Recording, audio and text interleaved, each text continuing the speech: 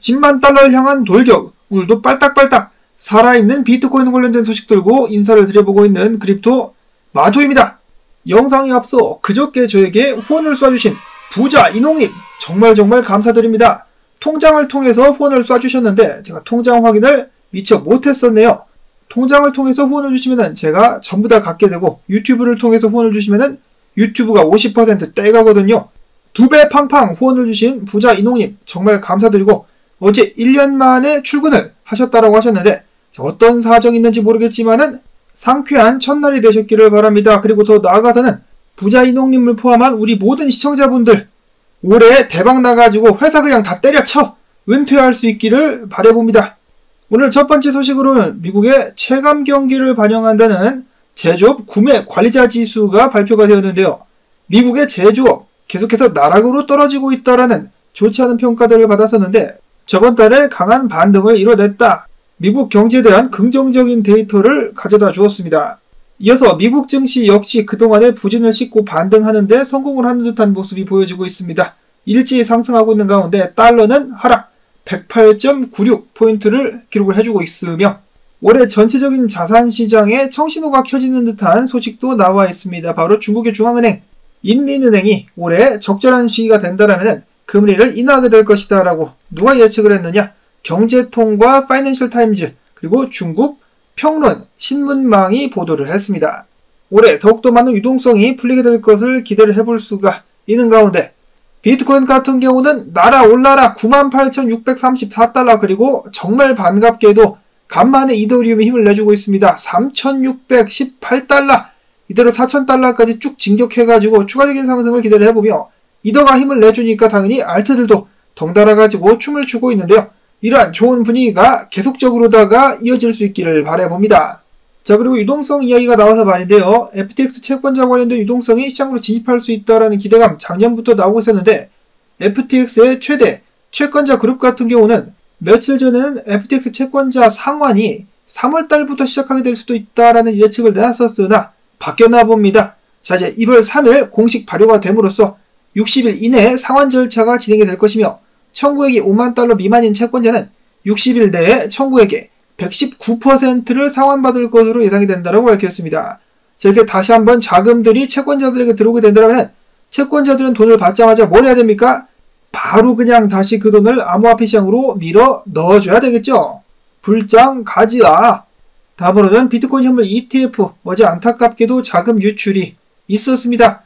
새해가 되었으니 더욱더 많은 자금 유입이 있을 것이다 라고 예측을 했었는데 어제 2억 4,140만 달러 유출 그 중에 블랙락에서 역대 최대 유출인 3억 3,172만 달러 유출이 발생을 했었다고 합니다. 자, 블랙락 뭐하나요? 고객관리 똑바로 해야죠. 어찌됐거나 블랙락의 유출에도 불구하고 오늘 상승을 이어가고 있는 비트코인. 다음으로 사토시 액션 펀드의 CEO 같은 경우는 지금 미국에서 최소 13개 주에서 비트코인 준비금 법안이 추진 중에 있다고 밝혔습니다. 계속해서 관련 소식을 듣긴 했었지만은 13개 주나 됐었나요? 야, 꽤 많은데 미국 정부에서 비트코인을 전략적 준비자산으로 채택하는 데 성공만 한다라면은 정말 말 그대로 우후죽순으로 미국 주정부, 전세계 여러 국가들 그리고 이어서는 기업들도 비트코인을 매입, 그들의 재무표에 포함을 시키게 될 것으로 기대해볼 수가 있겠습니다. 유명 유튜버라고 하는데요. 인베스트 앤 앤서스 같은 경우는 내년에 비트코인을 채택하는 기업들의 숫자가 2배가 될 것이다 라고 예측을 했습니다. 그것에 대한 근거로는 재무 회계기준위원회의 새로운 규정 덕분에 기업들이 비트코인을 채택하기 더 쉬워졌다. 지금 현재까지 비트코인을 보유한 미국 내 상장 기업은 33개인데 이게 66개로 늘어나면서 비트코인 가격은 다시 한번 최고가를 뚫어줄 수 있을 것이다 라는 것이죠. 자, 그리고 비트코인을 새롭게 구매를 하는 기업들만 늘어나는 것이 아니라 기존에 있는 기업들은 어떻게 하겠습니까? 비트코인을 더 사겠죠. 예를 들어서 마라홀딩스의 CEO 같은 경우는 최근 인터뷰에서 밝히기를 작년에 이어서 올해에도 계속해서 비트코인 보유량을 늘려나가겠다라고 이야기를 했습니다. 지금 마라홀딩스가 들고 있는 비트코인 숫자는 44,893개, 5만 개 한번 채워보겠다라고 이야기를 하고 있는 것이 아닌가. 다음으로는 헤지펀드 전설로 불리는 억만장자 빌 밀러 같은 경우 영상 앞에서 언급되었었던 중국 인민은행의 금리 인하 가능성을 기반으로다가 중국이 다음 비트코인 상승을 주도할 수 있겠다. 비트코인 가격을 상당히 높이는 촉진제 역할을 하게 될 수 있을 것이다 라는 예측을 남겼습니다. 자, 그 반면에 또 다른 헤지펀드계의 거물, 글로벌 투자회사 AQR 캐피털의 창업자인 클리네스 SNS 같은 경우는 이야기를 야, 비트코인 그거 별 가치 없어. 지금 많은 사람들이 그리고 기업들이 호들갑을 떨고 있지만은 2035년쯤에는 완전히 다른 일들이 벌어지게 될 것이다. 한때 돈의 미래로 불렸었던 비트코인은 $10,000 수준으로 폭락해가지고 많은 투자자들이 돈을 잃게 될 것이다 라는 저주를 퍼부었습니다. 아직도 이런 사람이 있구나 싶기도 한데요. 근데 뭐 한국에서도 아직도 비트코인 가짜 돈이다. 왜 진짜 돈을 주고 가짜 돈을 사느냐라고 지적을 하는 사람들이 있는데 니들이 좋아하는 진짜 돈은 발행량에 한계가 없어. 인플레이션을 그렇게 겪고도 아직도 정신을 못 차렸는지. 어찌됐거나 2035년에 한번 두고 봅시다. 다음으로 주기용 대표 이야기하기를 최근에 여기는 늙은 고래라고 나와 있는데 오래된 고래라고 봐야 되겠죠. 오래된 고래 지갑들이 비트코인을 팔고 있다라고 합니다. 장외의 거래량과 거래소의 예치금이 많지만은 이러한 추세가 시장을 붕괴시키지는 않을 것이다. 다만 한 가지 안타까운 점이 있다라면 코베 프리미엄이 2년 이래 최저 수준이다. 즉 미국에서의 비트코인 수요가 낮기 때문에 이런 점에서 회복이 필요하다라고 지적을 하기도 했었습니다.